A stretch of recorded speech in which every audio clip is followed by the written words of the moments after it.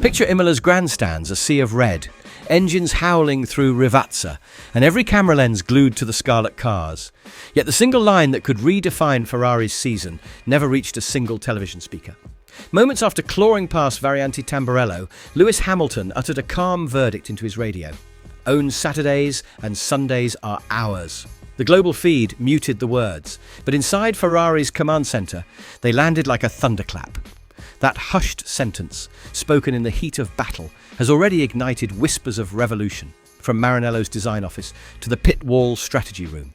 What follows peels back each hidden layer, tracking the engineer who decodes Hamilton's instincts, the civil war over brake temperatures, and the daring setup that flipped team loyalties in a single lap. Buckle in. Every chapter reveals why one censored message may usher in Ferrari's most dramatic transformation since the days of Michael Schumacher. 43 laps in, Hamilton was climbing out of chaos, turning 12th on the grid into a march toward the podium. Exiting Tamburello with surgical precision, he radioed in, not to celebrate but to signal. His voice was calm but commanding. "If we fix qualifying, we're winning." It was more than a comment. It was a diagnosis, a strategy memo delivered mid-race. Moments later, he sliced past Alexander Albon and Charles Leclerc, transforming quiet confidence into real-time domination. The broadcast never aired that moment, but those in the garage caught it live. That message wasn't just a soundbite. It was a pivot point, a declaration of war on Ferrari's long-standing weakness, qualifying, and a glimpse into a deeper plan that was already in motion. Behind that plan stands Riccardo Adami, a man of few words but deep influence. As Hamilton's race engineer, Adami doesn't just relay data, he translates instinct into performance. Their chemistry is rapid fire and razor sharp. After the Imola race, Adami's voice crackled through the radio with admiration, calling Hamilton's overtakes explosive. Hamilton's reply was even colder. "Cool, sharp, repeatable." There's no fluff in their exchange, only precision and mutual trust.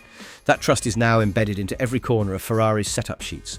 Brake balance, torque maps, tyre strategy, all now shaped by Hamilton's feedback and Adami's execution. In a team known for its political friction, their bond is something rare, clean, efficient, and quietly powerful. Leclerc, for all his speed, doesn't have that kind of rhythm with his crew. And at Ferrari, rhythm wins races. Ferrari's SF25 is a machine torn between brilliance and betrayal. Over a full race stint, it can challenge anyone on the grid, but in qualifying, it turns timid. The car struggles under light fuel and low downforce, especially with overheating rear brakes when pushed to the edge. Engineers try to tame it with conservative setups, sacrificing raw pace for control, but that strategy keeps burying the car mid-pack on Saturdays. It's not that the SF25 is slow, it's that Ferrari is holding back. Internally, there's a tug of war. One side prioritizes reliability at all costs, while another, now led by Hamilton's circle, is demanding full throttle aggression. That's why Ferrari often looks tame in qualifying, yet alive in race trim. It's not a lack of speed, it's fear of unleashing it. On lap 57, Charles Leclerc's hesitation told the whole story. Defending against Albon into Variante Alta, he went slightly wide, and Hamilton seized the gap like it was drawn on a map. 2 corners later, Leclerc was behind. Down the straight, Albon followed. It was a clinical move, but its meaning reached far beyond 4th place. That overtake cracked the unspoken Ferrari hierarchy.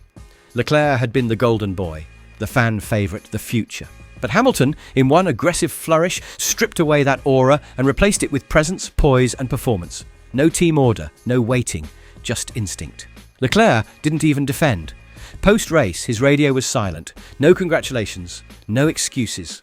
Just the weight of a power shift settling on his shoulders. Weeks earlier, in Shanghai, Hamilton gave Ferrari its first taste of triumph in 2025. He led every lap of the sprint from pole position, claiming victory in red for the first time. But by the next day, joy turned into scandal.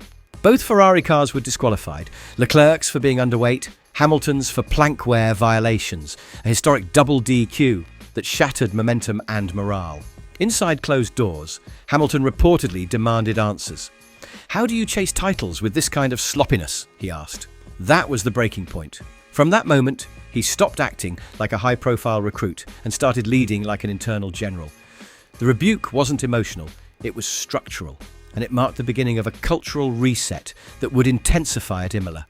Hamilton's recovery at Imola was built on a setup choice few would dare touch. He opted for a low downforce rear wing configuration, sacrificing stability for speed. The car danced on a razor blade. But Hamilton never flinched.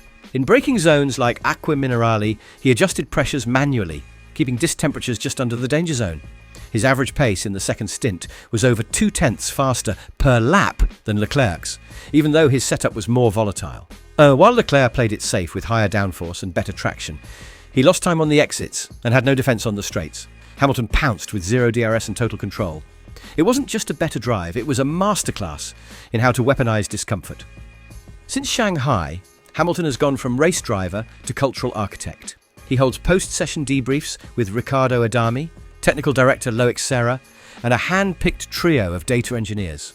In those late-night sessions, brake temperature graphs, ride height, telemetry, and differential mapping become the tools of transformation. He speaks in clipped English and careful Italian. He jokes with mechanics. He signs every fan's cap. And more importantly, he's building loyalty inside the garage. Garage 44 is becoming its own nucleus within Ferrari, a team within a team. More and more crew members drift to Hamilton's side after races, not just for celebration, but because they believe. And in Maranello, belief changes everything. Frédéric Vasseur may still preach parity, but behind the scenes, the math leans red and black. Hamilton red, Hamilton black. Simulator data shows the car can reach pole positions if the shackles come off. But Ferrari's internal politics remain cautious, slow to let go of past philosophies. Monaco is next, a track where qualifying is king. Then Barcelona, then Montreal. The season's heart is approaching, and Ferrari must decide. Trust Hamilton's aggressive instincts, or keep gambling on reliability. One path courts risk and glory. The other settles for safe disappointment. If they pick wrong, Ferrari's renaissance might die before it begins. Hamilton's ambitions go far beyond the points table. He's not just here to win races, he's here to remake Ferrari in his image. He envisions tighter processes, fewer bureaucratic errors, and a stronger development path that blends driver feedback with engineering decisions in real time. He's already floated the idea of a driver advisory role post-retirement. And why not? His fingerprints are already on pit stop efficiency, simulator feedback loops, and car setup protocols.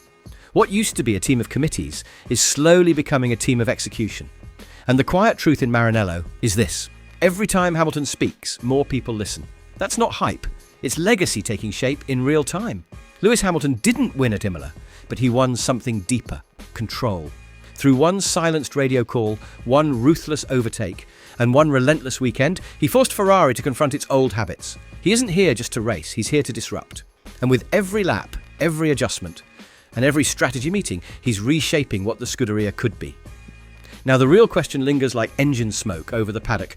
Will Ferrari give him the space to lead, or pull back into the shadows of tradition? This season won't just decide points, it will decide power. And right now, Hamilton isn't just chasing wins, he's leaving fingerprints on the soul of Ferrari itself.